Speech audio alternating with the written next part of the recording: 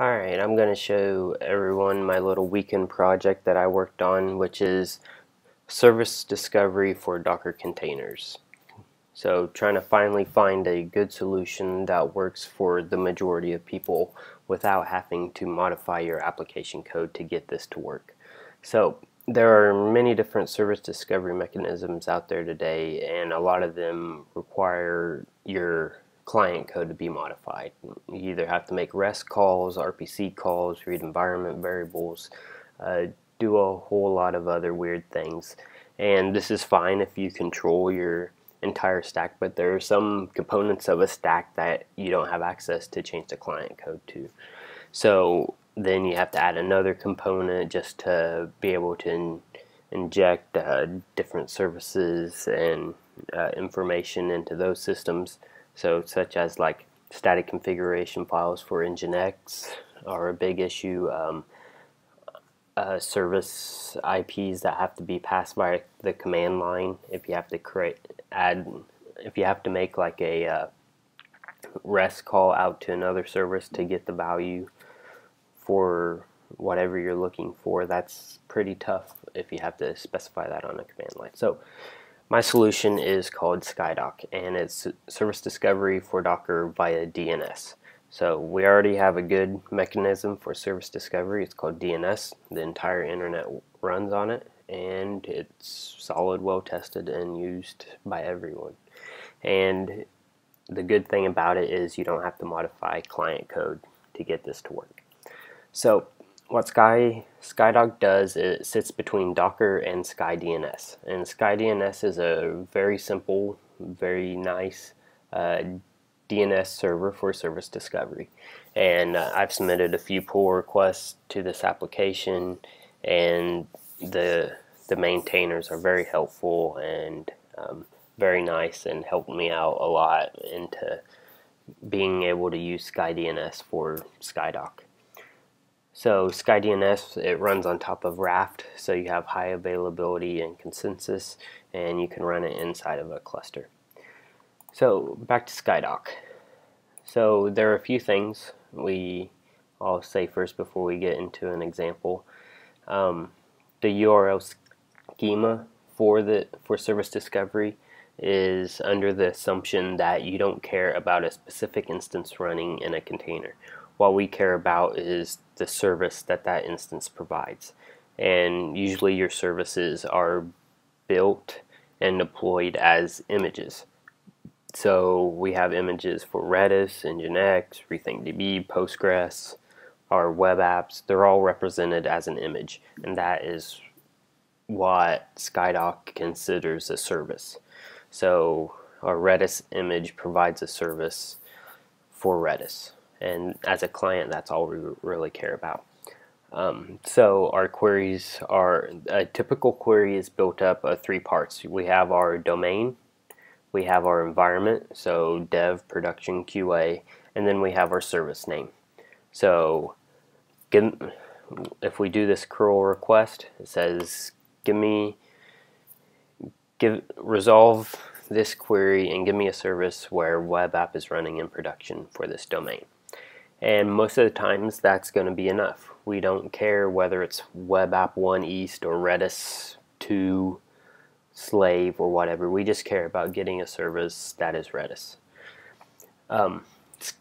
SkyDoc also gives you the ability to still query and get a specific instance or container that's running your service. So say we do want web app 1 of the web app service running on production. We can do that. And because service discovery is handled via DNS, we can use standard DNS tools like Dig, and we can use wildcards and say, just give me the web app service running in all environments, and that just works. So let's get this set up and do a little demo. So the first thing we need to do is there's one change that we have to make to Docker, and that is to tell it to set all of its containers DNS name servers as the Docker 0 bridge IP. So first thing you'll need to do is run ifconfig and find the Docker 0 bridge and get its IP.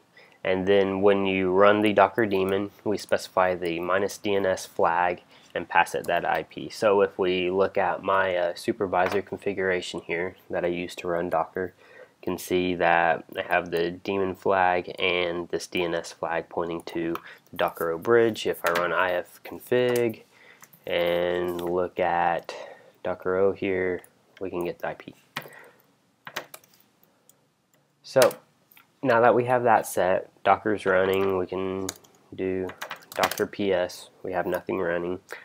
And so now we need to start SkyDNS.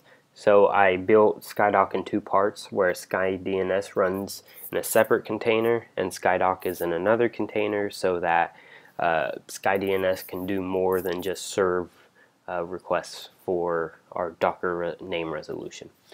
So you can start by pulling down the image, Crosby Michael /SkyDNS, and then here is our run string. And I'll just copy and paste this in, and we'll make some changes as we walk through this. So Docker run this as a daemon, and then we tell Docker to bind the UDP port 53 of our SkyDNS container to port 53 of the bridge. And we bind to the bridge because we want all containers to be able to access the name server bound here. So Docker will handle binding port 53 of SkyDNS. We'll set the name of our container that we're going to run to SkyDNS. We have our image name, and then this next flag is name server. And so whenever we have SkyDNS handling service discovery queries for a specific domain, if you don't specify a different name server, then queries for like Google archive.ubuntu to do apt-get update won't work. So what SkyDNS does is we'll give SkyDNS a domain, and we'll say, for all queries to this domain, resolve for service discovery. For everything else, forward on to this authoritative name server, which 8.8.8.8 is Google's public DNS. Okay, so our next flag is domain, and this is the first part of our query. If we look here, the domain would be crosbymichael.com, github.com, whatever. So I'll set my domain to crosbymichael.com, hit enter, and look at Docker PS, and we can see that we have this running. Okay, so now that we have SkyDNS running, we need to start SkyDoc.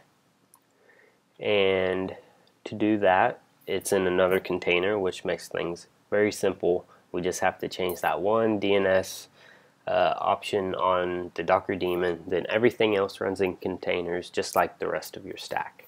So we can pull down SkyDoc. Let's copy and paste our run command, and we will talk through this. So Docker run, and SkyDoc, because it bridges the gap between SkyDNS and Docker, it needs to be able to talk to Docker via the remote API. And most people don't like exposing Docker's remote API via TCP because it's insecure. And also, for one container to access the remote API, we have to bind to something like the bridge or a host interface.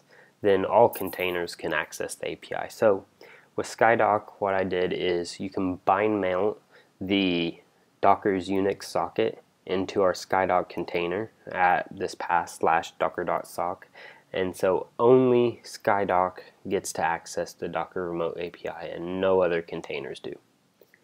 Next, we give this the name SkyDoc, and because SkyDoc is a component of our service discovery system and we're pre-DNS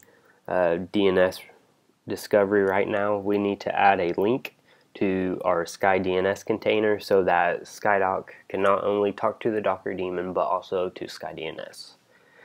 And we have our image name, and then we can specify a TTL. So this is whenever we insert a new DNS record, we'll say this is good for 30 seconds, this value is in seconds, and after that, if we don't get a heartbeat or an update to update this TTL, then remove it from the DNS queries, the DNS answers. So you can set this lower if you have a more dynamic environment, or higher if not so much. But the way SkyDock works is it listens on the Docker Events API. So whenever a new container starts, SkyDock sees it starts, queries Docker for the other information that it needs, like IPs and ports, and inserts that into SkyDNS. And whenever it receives an event that the container died or was killed or restarting, it also sends the event to SkyDNS to remove that container. So this TTL is gives you a little buffer between the events. Maybe SkyDock, the container, you stopped it for some reason, and so all other services after this TTL will be removed. The next part is environment, and this is the second part of your query that we can see in the README of my repo here, production. So your environment is like production, dev, QA, UAT. And so this being on my local dev machine, I just have the environment set as dev. And then the TACS flag is the path to the Docker Unix socket, so that SkyDock can access it. Okay. So let's go ahead and run this and do a Docker PS. Something happened. So let's do Docker logs, SkyDock, domain. Oh, yes, I changed this. So let's rm SkyDock, Docker rm SkyDock. Okay, and let's run this again. And the last part is we need a domain. So domain, and this will be the same domain that we specified before. Hit enter, Docker PS, and now we see it's running again. I'll update the README later. So, okay, so now we have both these running. SkyDock's talking to SkyDNS and Docker, and so now we can do a dig query here, and we'll tell dig to use the bridges IP to resolve this request. And so now we can make our query, and let's say give us dev.crosbymichael.com. Okay, and we can see we get 2 answers back because if we look in Docker PS, we have our 2 containers. So now that we have that, what we can do is we can do specific queries. So we can say, give me the Sky DNS container at dev.crosbymichael.com, and we get the answer of here's the server address. So Sky DNS has a really nice little command line app if you need to inspect your setup a little bit more. And so we can set this environment variable to 37 here, which is our Sky DNS IP, and then we can run skyctl and hit enter, and now we can see all the services registered within Sky DNS. The information, we have ID, containers ID as the UUID, host, port, dev as the environment like we set, and then the version, which is the container name. Okay, and if we keep running this query, we can see how the TTL changes and updates dynamically. Okay, so now back to the examples. So now we have both these running. So from now on out, all containers started in Docker have service discovery via DNS enabled to them, which is pretty awesome. So we can start out by running a Redis server. So Docker run -d, then we want, let's name it Redis1, and then our image name is crosbymichael/Redis. So let's do Docker PS, and we can see that's running. So let's go back and let's do our dig, our Sky DNS CTL query again, and we can see now we have a 3rd service added, which is Redis.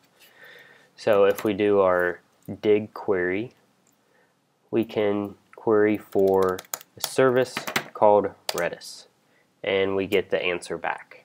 Okay. So now that we have that, let's connect up a client app to our Redis service that's running by a DNS.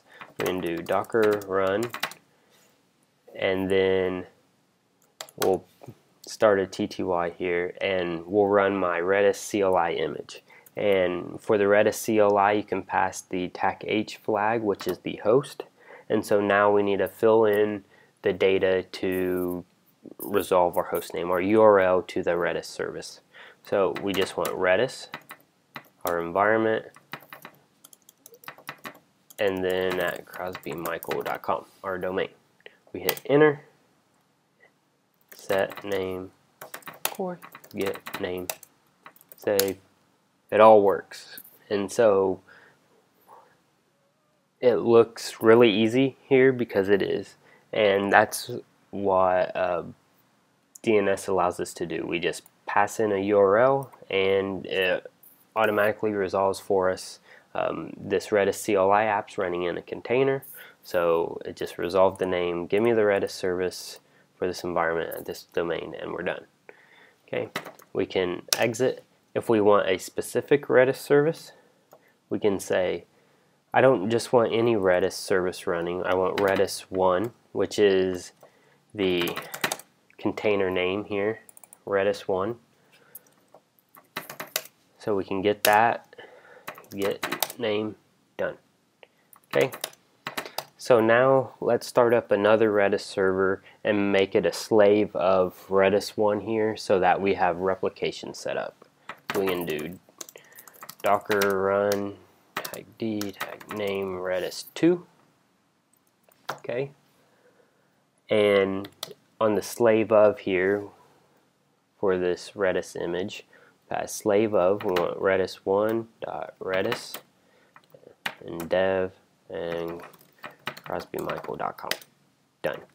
Docker ps, we see we have our second Redis server running, which is a slave of Redis 1.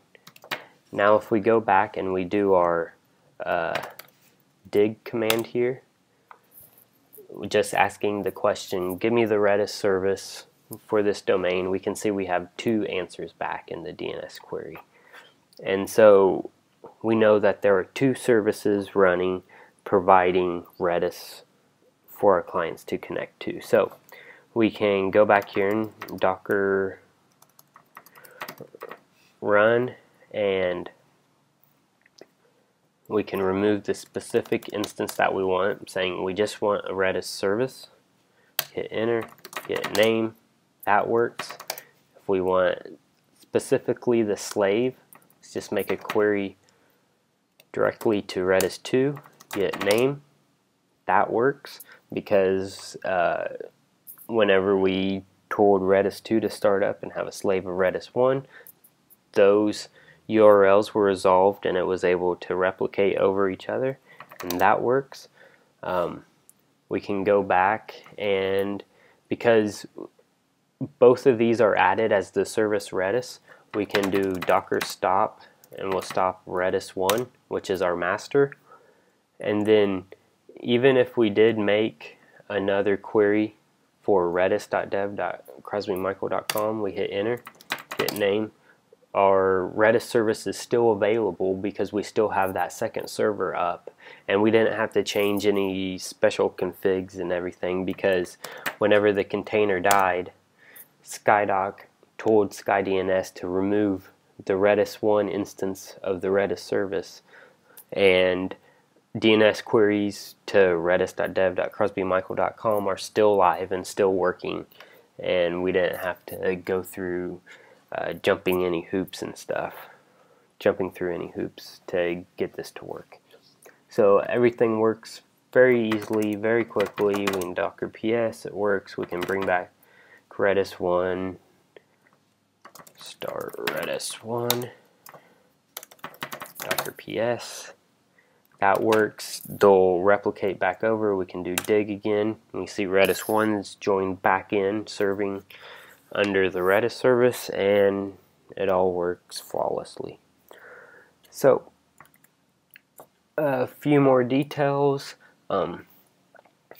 like I said, it's modeled after the assumption that you don't really care about a specific instance of a service.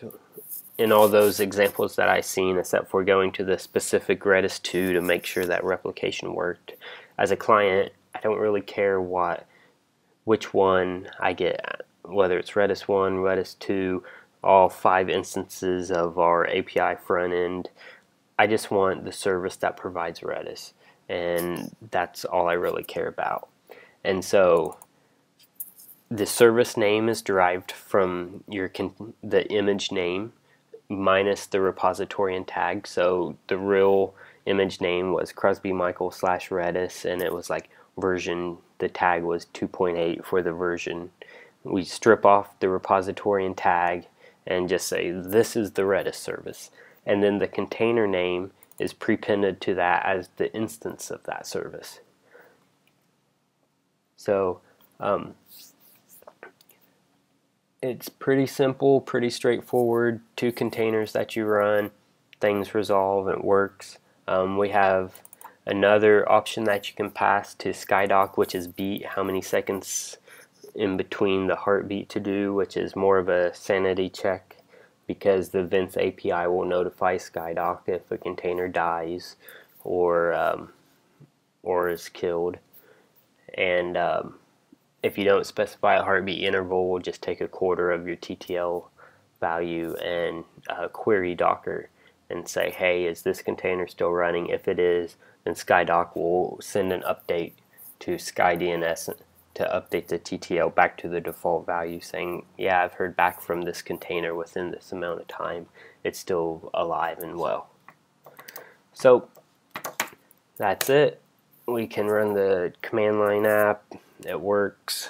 We can see that we have our 2 instances of Redis here. The service name is Redis for both, but the versions for those are different because of the container names and the TTL's update.